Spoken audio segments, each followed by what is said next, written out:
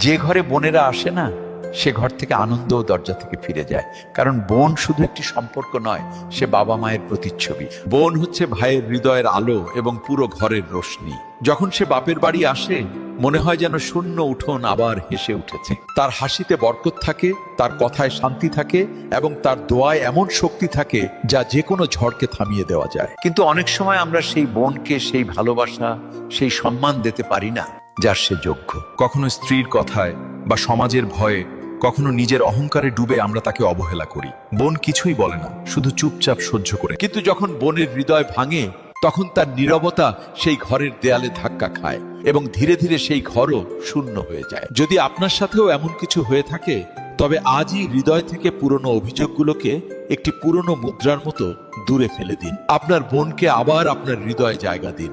তারপর দেখবেন ৩-৪ মাসেরই মধ্যেই আপনার ঘর আবার হেসে উঠবে, সমস্ত আনন্দ ফিরে আসবে এবং আপনার হৃদয়ও শান্তি পাবে। একবার চেষ্টা করেই দেখুন, বোনের ভালোবাসায় সৃষ্টিকর্তার রহমত লুকিয়ে থাকে। আর যদি এই কথাগুলো আপনার কাছে সত্যি মনে হয়, তবে এই ভিডিও শেয়ার করুন, যাতে অন্য কোনো বোনও আবারও হাসতে পারে